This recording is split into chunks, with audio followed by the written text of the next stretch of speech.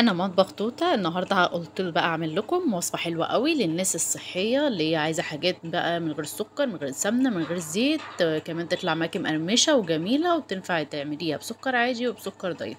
فقلت اعمل لكم وصفات صحيه. جبت اول حاجه ربع كيلو سمسم، او بيعادل كوبايه ونص سمسم. ده ربع كيلو، يعني بتجيبيه من عند العطار. سمسم يكون ابيض.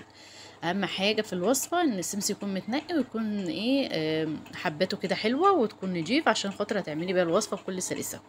اول حاجه هجيب معلقتين سكر بودر او معلقتين سكر دايت، وعليهم بياض بالطين. هقلب الخليط المواد اللي معايا دي كلها في قلب بعضيها كويس جدا، بحيث ان انا امزج البيض كله اللي انا حطيته مع السمسم والسكر، واتاكد انه اتشرب السمسم بياض البيض كله. في الخطوة ديت انت هتحسي ان العجينة مش متماسكة زي البسكوتات، بس هو مش نوع بسكوت انت بتعمليه اللي هو زي البسكوت يبقى زي العجينة. لا، هو مقداره كده وهو طريقته كده. هتحسي اللي هو مفرول، بس هو لما بيستوى في الفرن بيمسك وبيدي تماسك حلو زي البسكوت. في النهاية هتشوفي الوصفة هتعجبك جدا، وهتعتمديها على طول وهتعمليها في البيت.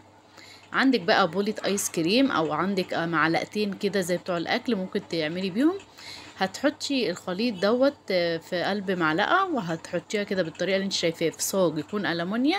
عليه بقى آه، ورق زبدة او مفرش سيليكون هتسوي عليه.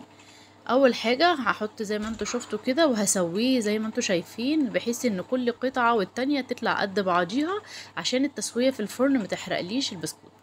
كده انا خلصت الصاج كله، والمقدار بتاعي ده عمل لي صاجين كاملين.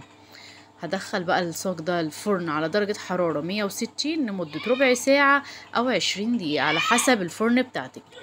أهم حاجة في الوصفة ديت إنك لما بتيجي تطلعيها وهو سخن بتطلعيه على طول من قلب ورق الزبدة عشان ما يلزقش معاكي. بيطلع ده شكله النهائي، وبيطلع جميل جدا. واللايك وشير.